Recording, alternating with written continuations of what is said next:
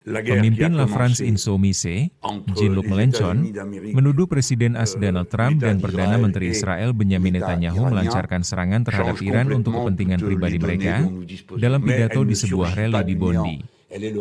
Pemimpin sayap kiri Prancis itu berargumen bahwa Israel berusaha untuk mendominasi kawasan Timur Tengah dan memperluas pengaruhnya ke wilayah lain. Les États-Unis d'Amérique font une démonstration de force, c'est absolument certain, militaire. Mais les États-Unis d'Amérique sont faibles politiquement et encore plus faibles économiquement. Et ils sont faibles politiquement parce qu'ils sont faibles économiquement.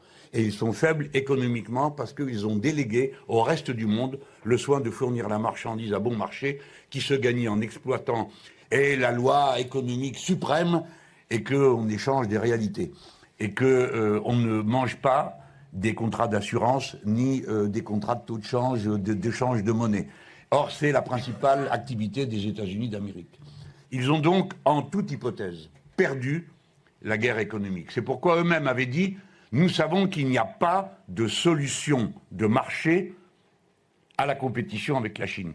Vous comprenez, la phrase veut dire « C'est pas la peine qu'on essaye de lutter avec eux sur le plan de la qualité des objets, de leur nombre et de leur prix. Ils ont gagné. Par conséquent, quand vous dites une phrase comme ça, la suite logique, c'est, s'il n'y a plus de solution de marché, qu'est-ce que vous voulez qu'il y ait, hein? Eh ben, c'est la guerre. Et alors, ils discutaient de savoir si c'était M. Netanyahou ou M. Trump qui avait déclenché la guerre. Et à certaines heures, ils disent que c'est M.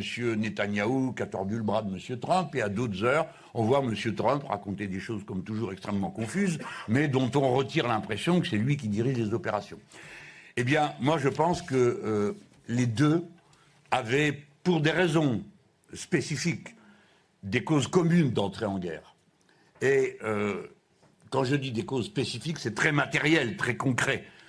Pour M. Netanyahou, éliminer un adversaire, et donc un adversaire très puissant, et donc se garantir la domination sur la région. Toute la région.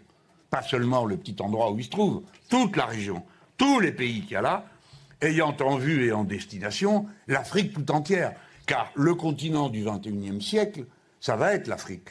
Ce sont des combats pour la domination de gens qui sont en état de faiblesse. Les deux sont en état de faiblesse.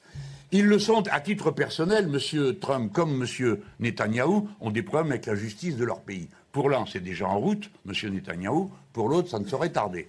Compte tenu de ses mauvaises fréquentations, je n'en dis pas plus pour l'instant. Mais les deux ont un intérêt, et pour les États-Unis d'Amérique, je l'ai dit, c'est l'intérêt géopolitique. Ce que préparent les États-Unis d'Amérique, c'est la guerre contre la Chine. Ils le font méthodiquement parce qu'ils ne peuvent pas gagner contre elle économiquement, comme je vous l'ai dit il y a un instant. Pour y arriver, ils commencent par couper les approvisionnements et toutes les routes qui permettent de sortir les marchandises de Chine pour les vendre aux États-Unis ou en Europe, ou, dans l'autre sens, d'y entrer. La coupure de la route par le détroit d'Ormuz, c'est une quantité considérable de pétrole qui n'arrivera pas à la Chine. Et en même temps, c'est une manière de couper la route aux marchandises qui viennent de la Chine. Jelajahi cara baru mendapatkan informasi. Download Metro TV Extend sekarang.